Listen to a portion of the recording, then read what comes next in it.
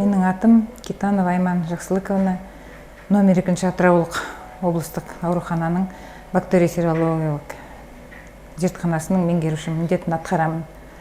1982 жылы Ақтөбе мемлекеттік институтын бітіріп, акушер-гинеколог мамандығын алып шықтым.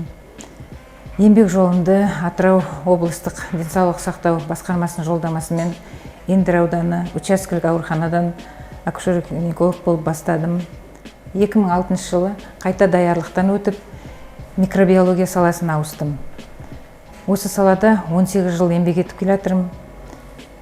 Бірінші 6 жылымды Ақтөбе қаласында теміржол ауруханасында бактериологиялық зертханада жұмыс жасадым. 2011 жылдан осы Атырау облыстық, ол мезгілде Атырау облыстық жұқпалы ауруханасы болып аталды, сол больницадан бастадым. Күні бүгінге дейін осы больницаның меңгерушісі ретінде жұмыс атқарып жүрмін. Бактериологтың басты міндеті зертханаға түскен сынамалардың микробын ажыратып беру. Сол микробтардың қосымша қай антибиотикке сезімталдығы жоғары екенін ажыратылады. Қазіргі таңда микроорганизмдердің төзімділігі антибиотиктерге жоғарылап барады. Ол антибиотиктерді бесконтрольный дейміз ғой, яғни сезімталдығын ажыратпай қолданғанның нәтижесінде болып тұрғаны. Бұл мәселені көтеру үшін дүниежүзілік денсаулық сақтау ұйымы тежеу бағдарламасын ашып отыр. Біздің зертханада сол бағдарламаға қатысып, референс зертханаларға өзімізден сынамалар жіберіп, солардың сәйкестігін тексертіп отырмыз. Нәтижесі 100%. Ауруханаға түсетін аурулардың диагнозы көбінесе жедел респираторлық вирустық инфекцияменен жедел ішек инфекциясымен түседі. Сол аурулардан бізге түсетін сынамалар осы зертханаға келіп, біз соның микробтарын ажыратуға зертхана негіз түгел аппаратурамен қамтылған. Оның ішінде бізде қазіргі заманауи автоматтық бактериологиялық анализатор бар, Вайтек 2 деген.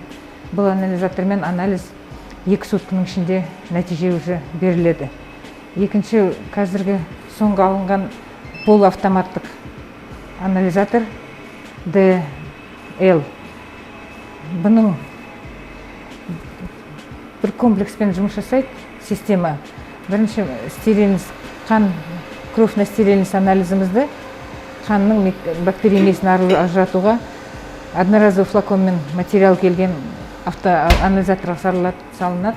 Бұл анализатор алмай тұрған мезгілде біз классикалық қол әдісімен жұмыс жасауда болдық.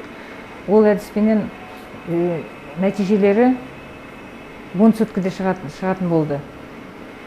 Қазіргі мұна аппараттың ерекшелігі оң нәтиже беретін болса, 2 суткіде шығады, өзінің сигналы беріледі. Сол сигналменен уже сол материалды арғарай мұна D2 миниға салып, осы аппарат микробын ажыратуменен қосымша антибиотикке сезімталдығын айырып беретін аппарат. Зертхана жұмысшыларының енді бактериологтардың міндеті осы түскен сынамалардың микробын ажыратып, сол арқылы антибиотикке сезімталдығын анықтап беріп, аурудың тез сауығып кетуіне септігі тиеді.